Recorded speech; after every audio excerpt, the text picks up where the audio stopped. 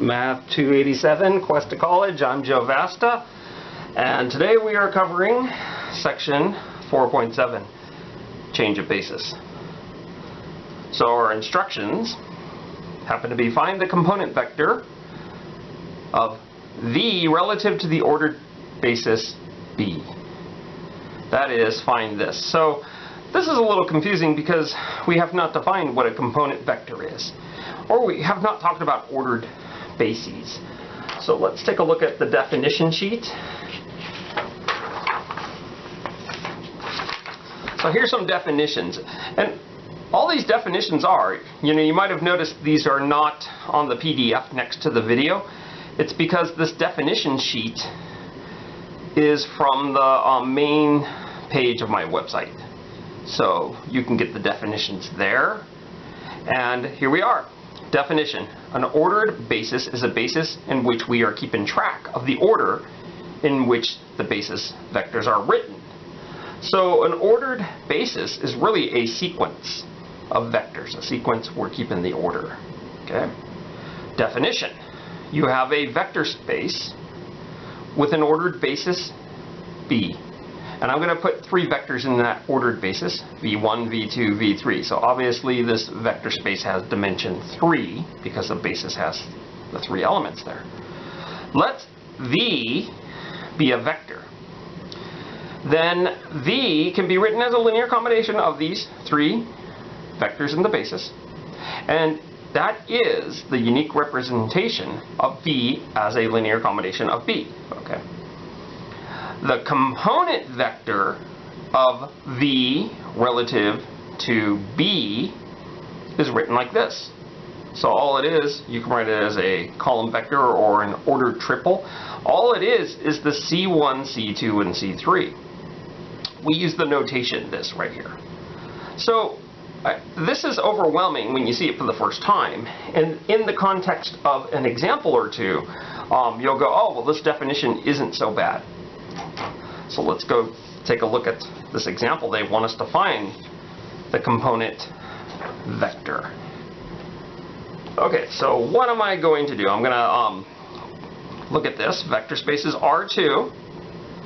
I'm going to call this vector here V1, and this one here V2. Okay, so here is vector V, 1, 8. And so you're trying to find the component vector of V relative to this basis, this ordered basis. So how do we do this? Well, what we're going to do is we're going to go ahead and take 1, 8, and write it as a linear combination of these two vectors. Okay, and since it's an ordered basis, we put this one first with the C1. So this is C1, 9, 2, plus C2 for -3.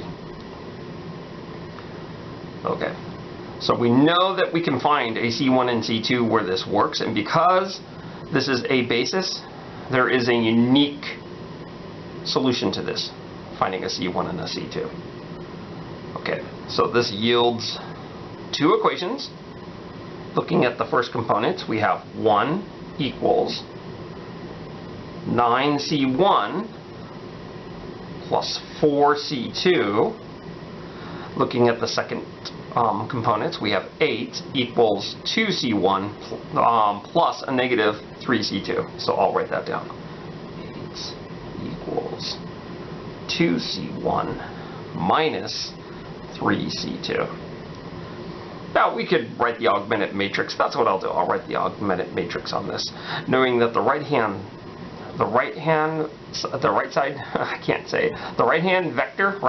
side vector, is having a problem with that, is sitting on the left hand side. So we have to put that on the right hand side. So this is 9, 4, 1. There's your equal sign. And then 2, -3, 8. So now we do row operations until we put a 0 there. Maybe we would use the 9 as a pivot. I'm going to wave my hand on that one and say that I've actually computed this. And so what I ended up getting when I did a few row operations, I got 1, 16, negative 31, and then down here 0, 1, negative 2. And so there's row echelon form.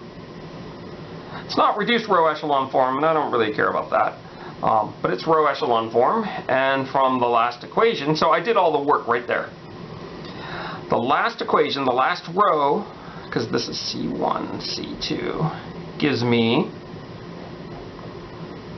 C2 equals negative 2. The first row gives me C1 plus 16 times C2 equals negative 31. And instead of putting a C2 in there, I put the negative 2 in there. So C1 equals 32 minus 31. C1 equals 1. So there's your CI values. You can plug them back up here to see that they work. Look, C1 is 1, and C2 is negative 2. You can even verify that that works. Look at this. 1 equals 9 minus 8, and 8 equals 2 plus 6. So that works. So little v can be written as a linear combination of these, and we knew that because it's a basis. And so if you want, you can write it like this. You could say v equals 1 v1, and we usually leave the 1 off, but this time I'm putting it on there, and then minus 2 v2. Okay, whoops, just smeared the answer there. Well, that's not the answer yet. So we did work here that we've already done in the past.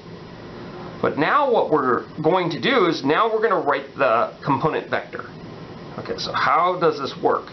The component vector of V relative to ordered basis B looks like that. And so what this is happens to be the constants, the coefficients that I found, the CIs, in order too. So we would have 1, negative 2. So there's, now you can write the answer like this. You can go 1, negative 2. Now, do you see why, for the definition of a component vector, the basis must be ordered? Because if we just said any basis, then we could actually write the linear combination. We could have put the 4, negative 3 first, and so this would not have been unique. But because we said ordered basis, then this has to be unique. The 1 has to go there, the negative 2 there. And so there it is. Now, I want you to notice something. So notice that our vector V, which is 1/8, so that's right there, could be written like this. V with brackets around there, and then I'm going to put another ordered basis. Look at this. The ordered basis I, J. Okay, so that's a subscript there. And so instead of using this basis B, we can use IJ, and that kind of makes sense because 1/8 equals what? 1I, and I'm pointing to this, but that was for that. Well, it equals, here I'll show you, V equals 1I plus 8J. So we've been looking at component vectors all along without actually knowing it. This is the component vector with respect to the ordered basis IJ. Now, if this confused you, I'll put it in a cloud, and then you can just think about it when you're dreaming. Or don't think about it at all. Now, I think what we want to do is we want to seal the deal with the definition of a component vector of V relative to B. So what we're going to do is we're going to do another example here. Example number 2. Now notice number 1, the vector space was R2.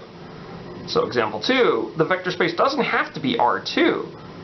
It could be like polynomials or matrices. And the component vector is still going to look like it's an Rn. And so look at this. So our next example, just compare. Look at that. It's this right here. Okay, so here's our vector. It's p of x, which is a polynomial of degree 2 or less. So instead of having 1, 8, we have 3x squared plus 2x minus 5. And P2 has dimension 3. So hopefully we're not too surprised to see that the ordered basis has 3 elements in there. We don't have to verify it's a basis. We'll take their word on it when we're doing our homework. So let's go ahead and put this problem right there. So what I would like you to do, let me label these guys. So we'll say that this one maybe is V1, V2, V3. I'd like you to pause the video and see if you can find the component vector of V relative to this ordered basis here. Okay, whether or not you pause the video, let's just go ahead and do this. I'm going to write vector V, which is p of x. Here it is. 3x squared plus 2x minus 5. I'm going to write that as a linear combination of these 3 vectors, these 3 seeds that can generate P2. So watch this. This is a C1 x squared minus 1 plus C2 x plus 1 plus C3 x. Don't need parentheses there. So this is what you'll be doing in your homework. So we're trying to find a component vector. 3x squared plus 2x minus 5 equals. So I'm going to go ahead and multiply the C1 and the C2 through distributing. So this is C1 x squared minus C1 plus C2 x plus C2 plus C3 x. Okay, so we have that right there. Now what I'm going to do is I'm going to go ahead and circle all the x squared terms in their own color. So I've just picked red here.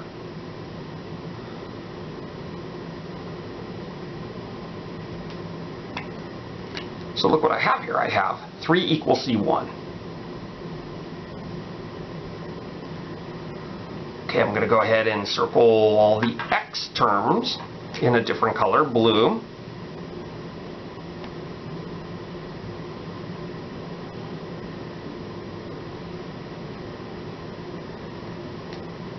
So this one gives me 2 equals C2 plus C3. Then I'm going to circle all the constants. Don't really need to do this, but I'm going to do it in a different color, green. And we have negative 5 equals negative C1 plus C2. Okay, now a question was asked to me about earlier lectures. When you have something like this in your homework or even in the lecture, could you just solve this without using an augmented matrix? Is that all right? Is that a sin? Is that immoral? No, it's not. In fact, I'm going to go ahead and do it that way. Because, like on this one, you could pretty much get C1, C2, C3 without doing row operations. Is it wrong to then writing an augmented matrix and do row operations? No, you'll get the same result. So I'll do it both ways, knowing that probably it's better to use augmented matrices when you have, on the right-hand side of each equation, C1s, C2s, and C3s, and none of them have 0 coefficients. Then that's a little tougher, and then augmented matrix really is probably the best way. So look at this. This one gives me C1 equals 3. So watch this. I'll do it without an augmented matrix. I'm going to use lots of arrows just to make you dizzy. So I have negative 5 equals, okay, so we know what C1 is, so this is negative 3 is C1 plus C2. So what does C2 equal? C2, when you add 3 to both sides, it equals negative 2. Okay, so then should be able to use this equation that says 2 equals C2 plus C3. So this equals negative 2 plus C3. C3 equals 4. So we have the answer because it was pretty simple to begin with here. You know, we didn't have a lot of activity over here. You know, we had lots of zeros in front of, as coefficients in front of the CIs. But if we didn't have that many zeros, we'd probably then be doing an augmented matrix. So let me go ahead and show you that, you know, we're done here. You don't have to do what I do in purple. Hopefully this shows up as purple on the video. So some people, they just love the augmented matrices and they go, okay, so the right hand side vector is on the left hand side, so I'll put that on the right hand side. So I have 1 for C1, 0, 0, 3, and then 0, 1, 1, 2, and then negative 1, that's for that one there, 1, 0, negative 5. And it's not that hard to do row operations on this. I mean, if you would add row 1 with row 3, and you'd get a 0 there, and a 1 there, and a 0 there. And then you would go ahead, probably a few steps. You'd get to this. 1, 0, 0, 3, 0, 1, 0, negative 2, and 0, 0, 1, 4. I'm not going to go show all the ways. I actually put it in reduced row echelon form. And then look at this. This is C1, C2, C3. And you can see C3 is 4, C2 is negative 2, C1 is 3. So augmented matrices will always work. It was probably better to do it this way in this one because we already knew C1 is 3 right off the bat. Okay, so now that we have these, we can go up here like this and put a 3 there, and negative 2, and a 4. You can even multiply them through and verify that the left-hand side equals the right-hand side, but you don't have to do that. What we want to do is write this component vector. The rules of the game happen to be find the component vector of B relative to the ordered basis B. And so that's what we're going to do. We can either write V or P of X. I'm going to write P of X. So this is just another way of writing this vector. Okay, so now it says this is relative to B, and it looks like this. 3, negative 2, 4.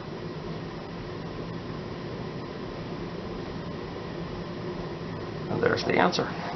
We could have also written it as a column vector, but I didn't. I just wrote it like this. And that ends problem 2. And so even though this is a polynomial in P2, when we're writing the component vector with respect to a basis that's given an ordered basis, this right here looks like a vector where in R3, but it just kind of represents this vector, this polynomial P. So there we have it. Now let's go ahead and we will go back to our other example, okay? Example 1. So let me get the ruler. We're going to use this picture here. And we can start this off by drawing R2, which looks like this.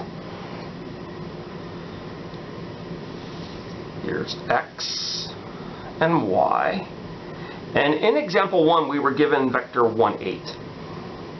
So 1, 1, 2, 3, 4, 5, 6, 7, 8. I'll put a dot right there. We'll draw this vector. Here is vector V. And this vector V is 1, 8. Okay, so we're going to call the ordered basis I, J. Okay, that's usually the ordered basis that we used in R2. And V equals, even though we don't usually put ones in front of our variables, we're going to go 1, I plus 8, J. Okay. Now you might be saying, where did 1, 8 come from? That was from problem number 1. So once upon a time there was a vector V, who did not like having a coefficient of 1. It made him feel like a simpleton. Now he shouldn't have been ashamed, but he was ashamed, and he wanted to go to another world where his coefficients were not 1 or -1. So this is what we actually did in problem number 1. I'm going to go ahead and draw R2 again, but we're going to look at R2 through a different lens. So the picture people, they're like, oh yeah, this is interesting, and if you're an algebraic person, you might not appreciate what I'm about to do. So here's X, here's Y. In this world, which is R2, it's the same as that world. This guy still exists. He's still standing right here at 1, 8. 3, 4, 5, 6, 7, 8. Let me put an 8 over here so we know that's what we did there. So he's still standing pretty right there.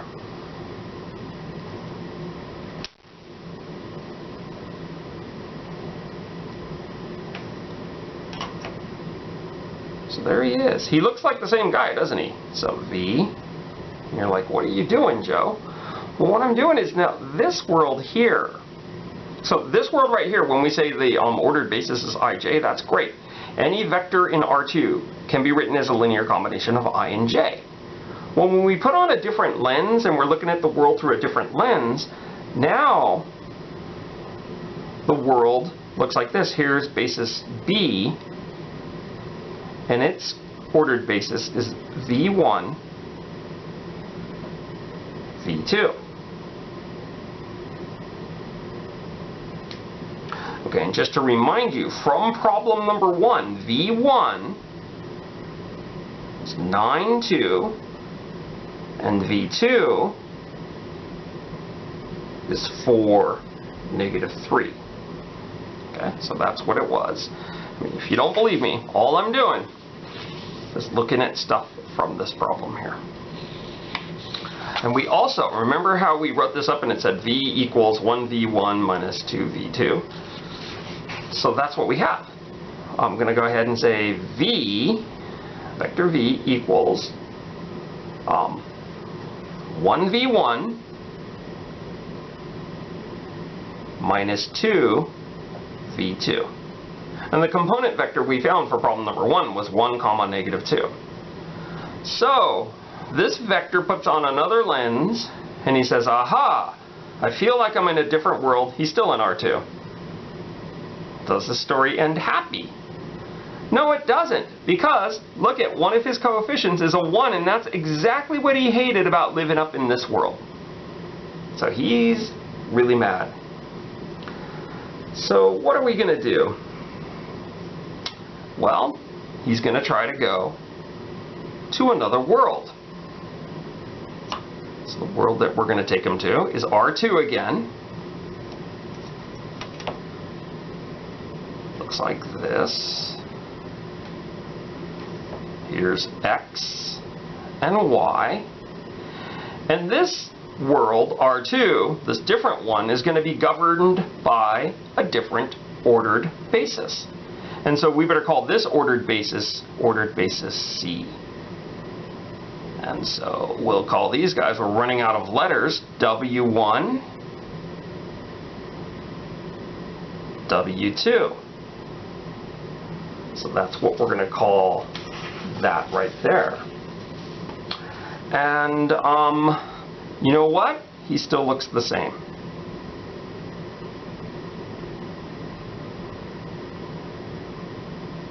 Here's 1, here's 8, and he looks like this.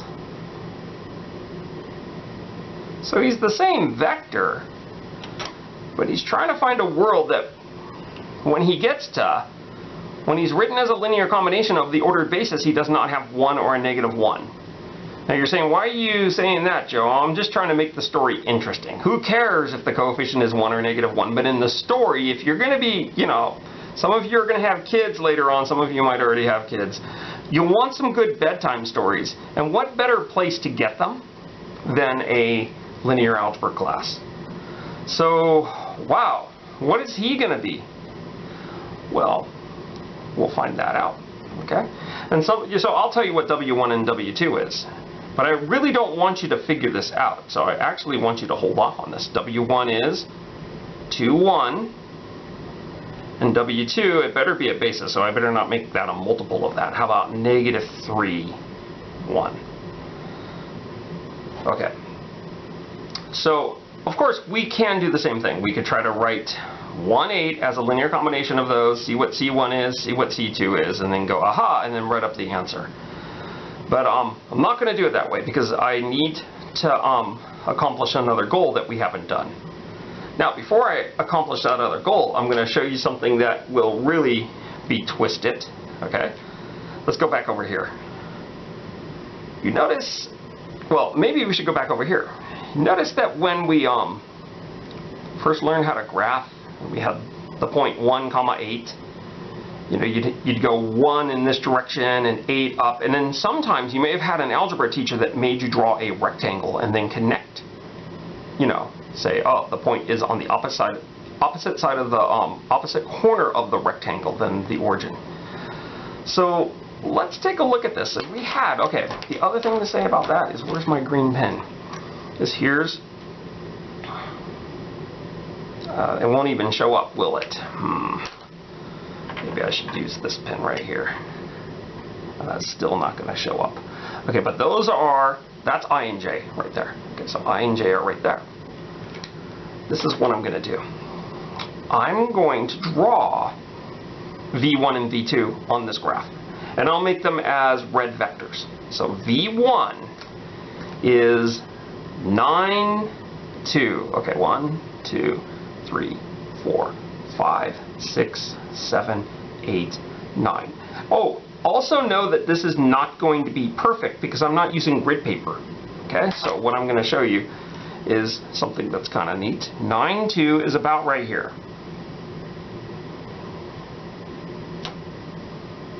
So that's kind of like I in the top one. He's the first vector of the ordered basis.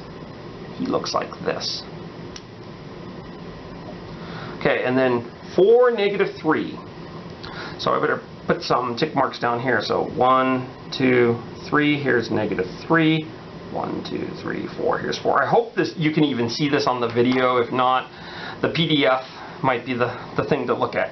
So here's 4, -3. I put a point there, and then I put a vector going to that. Now notice I and J, they are perpendicular, aren't they? And they have length 1, whatever length means. We'll talk about that in the next chapter. But V1 and V2, well, they don't have length 1, but they're not even perpendicular. But look what I does. I points to the positive x-axis. So V1, I'm going to say there's another axis here. It's not the x-axis, because that would, we would be contradicting ourselves, saying, oh, there's another x-axis. But there's an axis there. And since I don't want to call it the x-axis, I'm going to call it the x-prime axis. And you're like, did you just take a derivative? No. I mean, math people, we panic and we pick something. Okay, and that's what I did. Now, J points toward the positive y-axis. So guess what? This is going to be my y prime axis. Now, do you have to do this in your homework? No. So for those of you who are like, this class stinks, then just go forward on the video. What are you doing watching this? But for the people who are interested, this is really cool. It's really cool. Okay, so this is the y prime axis. And not only that, the y prime axis, the positive part's over here. And the positive part of the x prime axis is that way. And instead of using I and j, we're using these two vectors. And look at vector v. It's one of these guys. So this guy right here is v1. And then this guy right here is v2.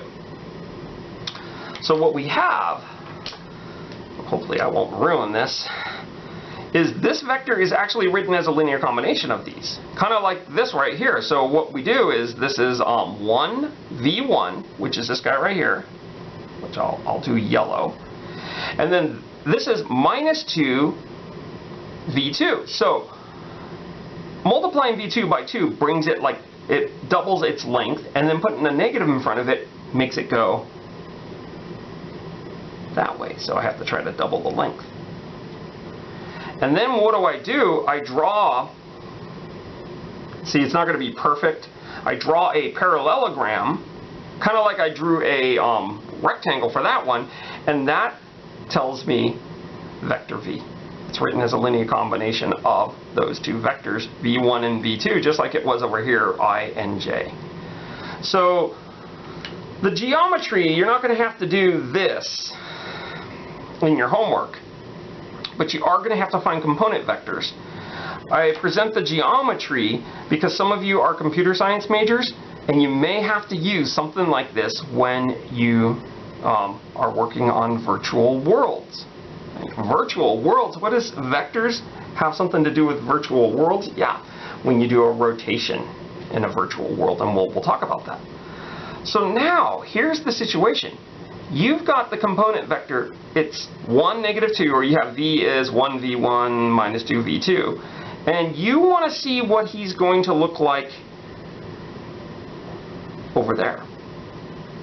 Now I know what you're thinking. Well, we could just write 1, 8 as a linear combination of these, and then do it that way. And that does work.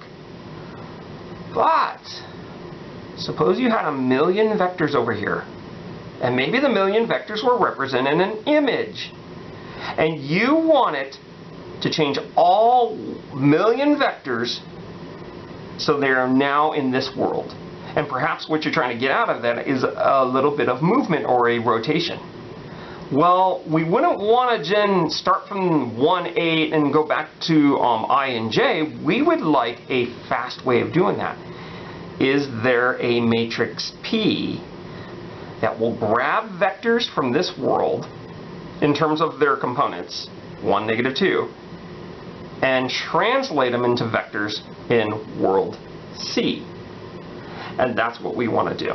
The applications to this, rotations in a virtual world or movements in a virtual world, all based on vector spaces. And I can't get into that. I don't want to turn this into a computer science class. Let's write the goal. The goal is create a matrix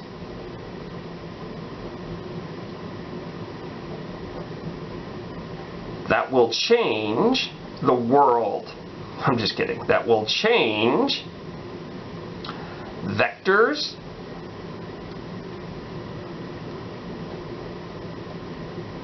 from B to vectors from C. Without going through the middleman, I and j, because once again, there may be 1,000,000 vectors that you want to do that to, and it would take too much computing power to go back and write each of those 1,000,000 vectors as a linear combination of these guys, and put them back in there. So, and then that way you can rotate from world, and then jump into world D, and then jump into world E, and you can do it, and probably this matrix is going to be a matrix multiplication. So let's go ahead and see what we're going to be doing on this. So let me go ahead. I've left a piece of paper on the other side of the room here. So there is a matrix. We're not going to go ahead and try to invent it. We're just going to tell you what that matrix is. And here it is. Let V be a vector space with ordered bases.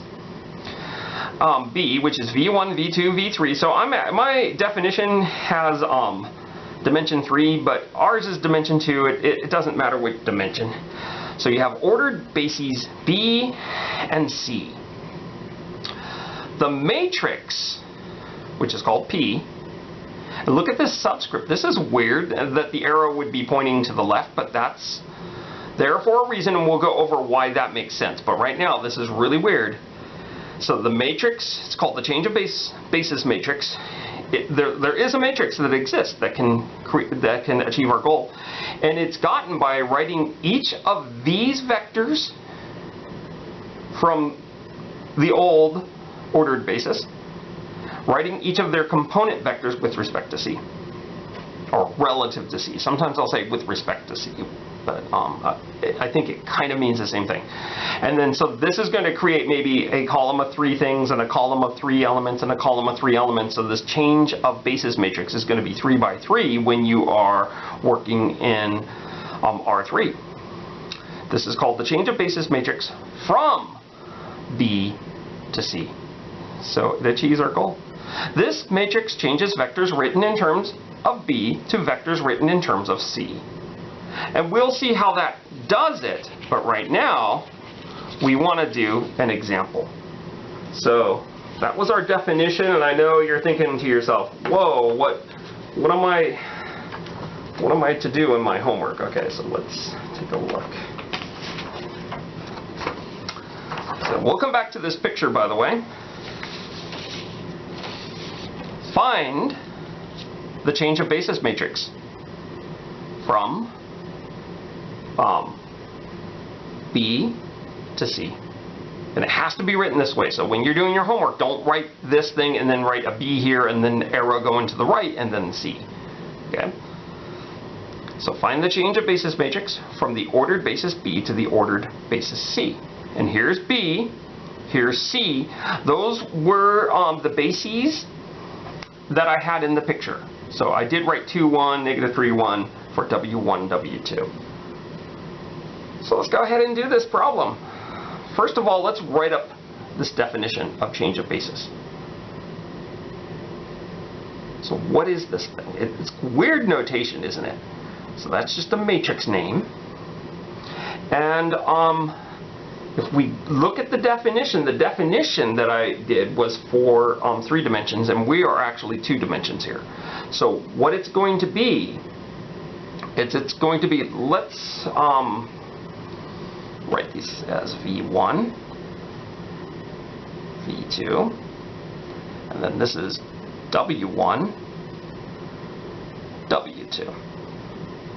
Okay, so what this is you take the old basis elements and you write them as component vectors relative to the new world C.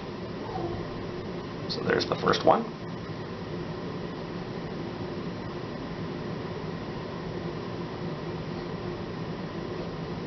There's the second one. I'm going to put a comma there, but you don't need a comma there. And so what are you doing? Well, this is now stuff that we've done in the past. You can find the component vector, and we're finding the component vector of 9, 2. So I'm going to write 9, 2 equals, and then write this as a linear combination of W1, W2. So this is C1, 2, 1 plus C2, negative 3, 1. Okay, and then I'm sure we can write out the 2 equations. And then the right-hand side vector is 9, 2, so we're gonna it would be on the left. So I'm gonna kind of jump a step and say what you would end up getting is you would end up getting 2, negative 3, 9. That would be your first equation. And then the second one would be 1, 1, 2. And then you would go yada, yada, yada. Do some row operations and find out what C1 and C2 are. So I'm going to call this C1, C2. Okay, the reason I'm not going to move on with this is because I want to show you how you would find the component vector of V2 relative to ordered basis C. You would write V2, which is 4, -3. You write that as a linear combination of these, just like you did with 9-2 over here. So because we don't want to get confused, I mean, I want to call this C1, but it's probably going to be a different value than that one, so I'll call this one C3. 2, 1 plus C4, -3, 1. And then if you were to throw this into an augmented matrix, you know, your first equation would say 2, -3, and then we'd have 4. And then 1, 1, and this would be -3. Then you'd move along and do row operations. Well, here's the deal. These row operations you would do here are the same as the row operations you would do here. So here's C3 and C4. So instead of doing these separately, why don't you do it at the same time? Kill 2 birds with 1 stone. I know that sounds pretty gross, but I don't really want you to go out killing birds, but this is what we're going to do. We're going to kill 2 birds with 1 stone. Now, if I were to take this 2x2 matrix all the way to the identity, and it said 1, 0, 0, 1, these numbers would be different. And you would have C1 equals whatever number that is, and C2 equals whatever number that is. And then same thing over here. If I took this to the identity, C3 would be sitting here, and C4 would be sitting there. So that's what I'm going to do. I'm going to go ahead and write out this, because I would do the same row operations here as I would do over here. Put the equal sign, and then put the 9-2 here, so we'll keep track of that, and put the 4, -3 here. Now, I don't think our book shows you this method, and that's all right. I'm showing you this method. And then I'm going to do some row operations, and when I get done, this will be the identity. This will be C1, this will be C2, this will be C3, this will be C4. And that's what we would do. So I think I need another piece of paper here. We're going to do some row operations. Now look, before we move on, actually, before we move on, look at this. Look at this vector here, 2, 1. What is that vector? That's that one right there. And then look at this column, -3, 1. That's that vector. Then over here, look, 9, 2. That's vector V1. 4, -3, that's vector V2. You might have remembered such happenings when we found the inverse of a square matrix. Remember, I said we could do this, or we could do it all together. And so that's what we're doing. This should remind you of that. What else do we have to say about this? I think we should just do the row operations and see what happens. Oh, I think I want to know, I know what to say. So look at this right here. These are the vectors that form the basis for C, the ordered basis, and they went right here. So it's kind of like C's right here, and then these are the vectors from world B, and B's over here on the right-hand side. Look at this. C's on the left, B's on the right. That's how some people remember, and they don't get confused. They put the C vectors here and the B vectors there. Well, in any case, let's go ahead and do some row operations. I'm going to go ahead and write 1, 1, 2, -3, 2, -3, 9, 4. Okay, I'll come back to this piece of paper. I will actually do all the row operations here. And some of you are like, it's about time. You haven't been doing row operations lately. Okay, so -2. Multiplying row 1 by -2, my temporary row 1 is -2, -2, -4, +6. I'm going to add that to row 2. That's going to give me the new row 2. So I have 1, 1, 2, -3, and then let's be careful here, 0, -5, +5, and 10. Okay, so that's kind of beautiful because we can just multiply row 2 by a 1/5. So what does this give me? I have 1, 1, 2, -3, 0, -1, 1, 2. Now some of you would have multiplied row 2 by a -1/5, but I did it this way so I can just add row 2 with row 1 to put a 0 up in that position there. So that's what I'm going to do. I'm going to add row 2 with row 1, and I'm going to get 1, 0. And then this is going to be a 3, -1. And then I think now I will multiply row 2 by a -1. And I end up getting, my paper fell on the ground there, 0, 1, -1, -2. Okay, so let's go back over here to this piece of paper and let's just say, okay, so we've done all the work. Let's see what we get here. We get this guy, which looks like the identity. Then we have 3, -1, -1, -2. So we have that right there. Well, this guy right here, okay, let's just look at this. That guy right there is the component vector. Component vector of V1 with respect to C. And this guy right here is the component vector of V2. So I mean, this is the C3, C4 component vector of V2 relative to ordered basis C. And so we have this matrix here, the one that we have up here. We have this matrix, and there it is. We've done all the work on this. So what you see right here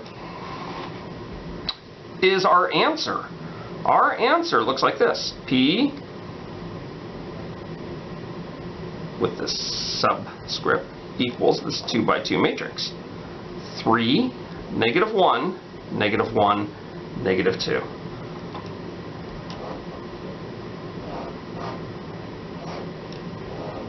So that's how you do your homework. In your homework, you're only finding the change of basis matrix for Rn. Do these matrices exist for other vector spaces like Pn and 2 by 2 matrices and other things? Yes, they do. But I felt like this was enough.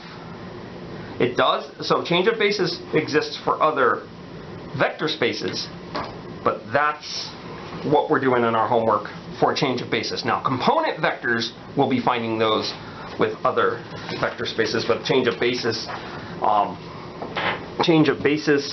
matrices we're just finding for Rn. So we're going to move on to problem number 4. We're going to see what good is this. I mean, we just found a matrix. Everything seems weird. I mean, how does this matrix work? And so we're going to take a look at how the matrix works. So here's problem number 4. So all of our same characters, we have V equals 1/8, or the component vector V relative to B equals 1, -2. That's the one that we found. In fact, that's the one that's in this picture. So 1, -2. Okay. It says, if that's the case, then use your change of basis matrix to find the component vector of V relative to C. So basically what we're trying to do is we're trying to find what the coefficients here, what the coefficients are right here for this. Now we don't know how to do this because we weren't told, but here's our change of basis matrix, and here's our ordered bases. We're going from this basis to this basis. So I think what we need is we need our next theorem. Our next theorem says this. It's kind of weird the way it's written here. It says theorem. Component vector of V relative to C equals change of basis matrix, going from B to C, multiplied by component vector of V relative to basis B. Okay, let's see how this works. So that's what we're going to do right here. I'm going to write out that theorem that we just had. So to find what they're asking us to find here, I'm going to go ahead and take the change of basis matrix, which looks like that, and I'm going to multiply it by this matrix here, or it really is a vector, but you could say it's a matrix. That's what I'm doing. Okay, so let's continue. My change of basis matrix that I worked really hard in the last problem to find, it's up here. It's the same one. I just kind of printed it up here so we wouldn't have to keep switching papers.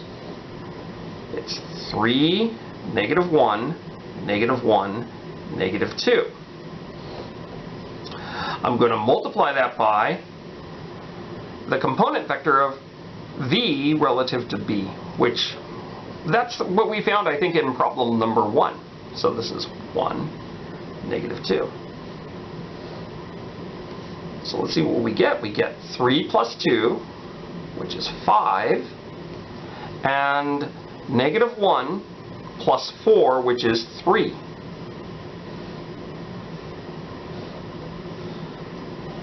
So there's our answer. We could also have written our answer like 5, comma 3. And remember that this is the component vector of V with respect to C. So guess what? There was a happy ending on this. So 5, 3, let's remember that. 5, 3 is right here. So I'm going to fill that in. I'll fill it in with blue ink. This is 5 W1 plus 3 W2. Now, could we have found 5, 3 by writing 1, 8 as a linear combination of these two vectors? Yes, we could have done that. But like I'm saying, in applications where you have to take thousands of vectors or millions of vectors and take them from basis B to basis C, it's a lot more computations.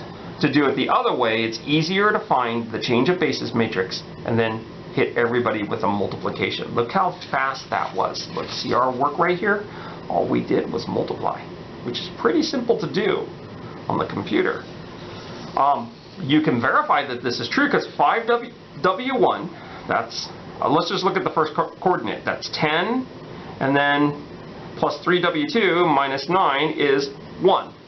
And then 5W1, which is 5, plus 3 times 1, so that gives you 8. So this really is legitimate. We found a good linear combination, and the 5 and the 3 are involved, and that makes up the component vector.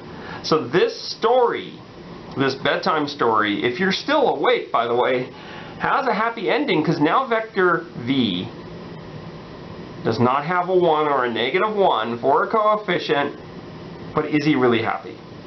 Is it the material things in life that make us happy? Well, there will have to be another story about V, but we're not going to include it in this video. So, you can see if you had a million vectors that you had to send here to here, your change of basis matrix would be the key. And this helps you rotate or have movement in a virtual world. Okay. So happy ending for vector v. Now we're going to bring a new vector onto the scene. And this vector is vector u. This is u are in the story. Now look at this. I'm not saying that vector u equals 4, 1. Look, this is the component vector of u relative to world C. So this guy, I'm going to bring up our picture here. This is then use your change of basis matrix to find what he looks like in world B. Okay, I need a new color. I'm going to use orange, and it's going to, might be offensive to some people, but watch this. So you have u that looks like this. Here's u. And he lives in this world, so he looks like this. He looks like 4 W1 plus 1 W2. Okay, so it says, there he is, happily living in the world of C. But guess what? He wants to live over here. We want to see what he's going to look like over here. And so, that's the whole game. This is what we're doing here.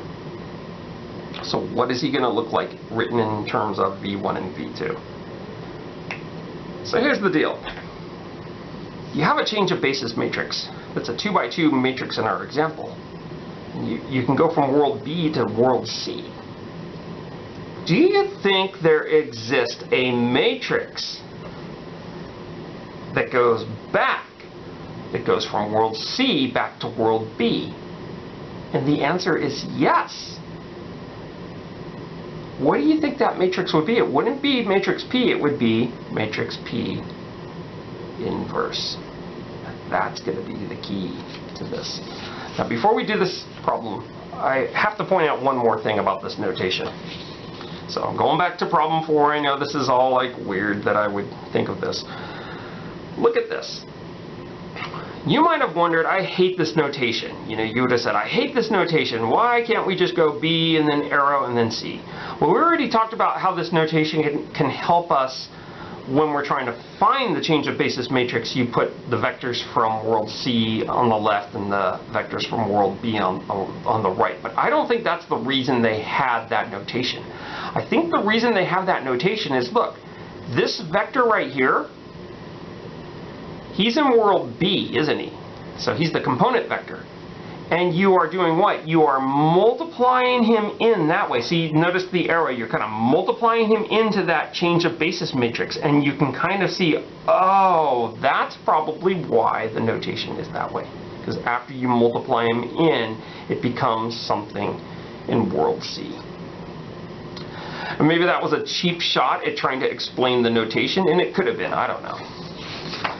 So let's go ahead and do this. Oh, before we do this, here's our theorem. This is on our theorem sheet, and it's just kind of funny because it says the change of basis matrix going from C back to B is the inverse of the change of basis matrix going from B to C. So all it is the inverse matrix. So let's go ahead and do this. So here's this matrix here. We have that right there.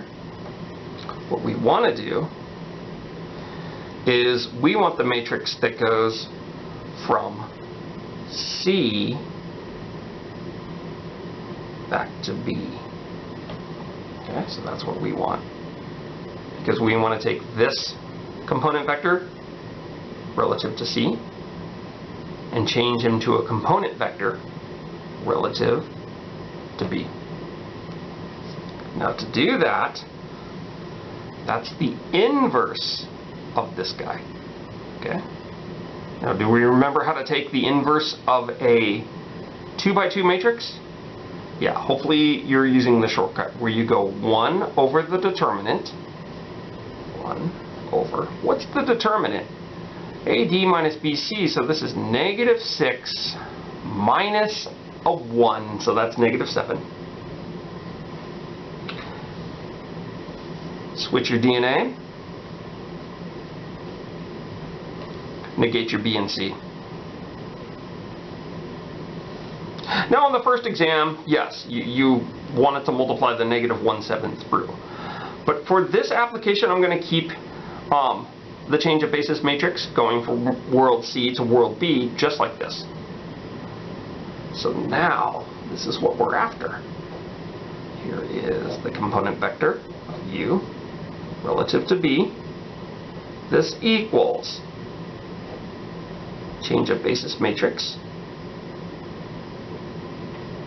times the component vector of U relative to world C.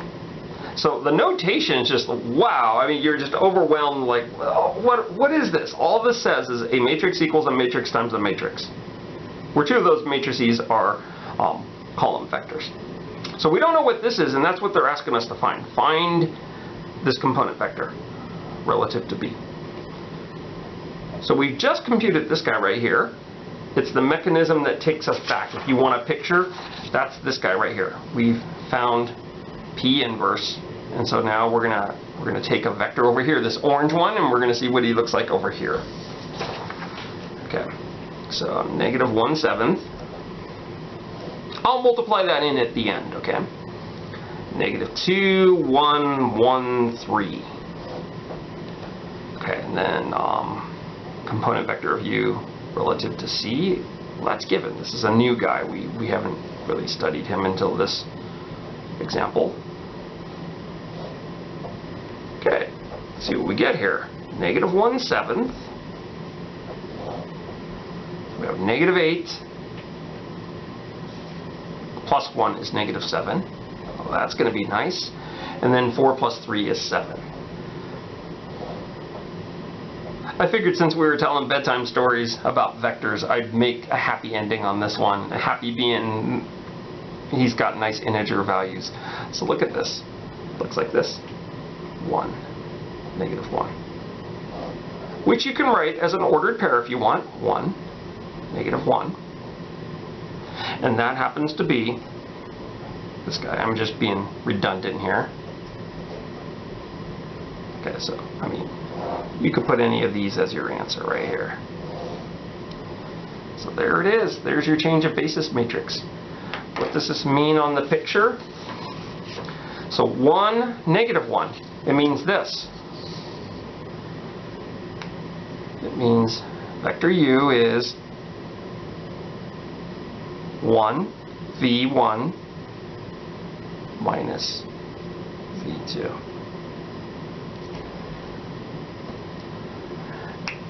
So the other question is, do we want to see what vector U looks like?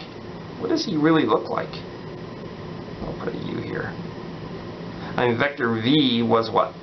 1, 8. Let's see what vector U is in terms of I and J. Well, V1 minus V2 is 9 minus 4 is 5. 2 minus a -3 is 5. This guy's really 5, 5. Now who cares? It didn't ask us to do that. I'm just having a math nerd moment. Let's just see if it gels well with this. This is 5 times this one plus 3 times this one. So 5 times this is 10. And then we have -9.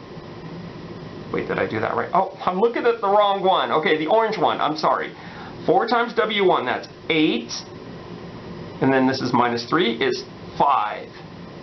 And then let's do 4 times W1 plus 1 times W2 on the last coordinate. That's going to be 4, and a plus 1 gives me a 5. So these two orange vectors, they're really the same. They're just being written in terms of different bases. And there you have it. That is section 4.7, change of basis. We're not always going to be looking at change of basis. It will come up just a little here and there, but it's not going to come up all the time. Now, if you are doing things on a computer, you're a computer science major, you may see stuff like this. And the more you understand linear algebra and its theory, the more comfortable you're going to be when you have to do more abstract things to get your computer program going. So sometimes you have to go into the land of abstract, and then it all becomes very concrete. Well, that concludes the lesson. Do your homework. Have a good day. See you on the next video.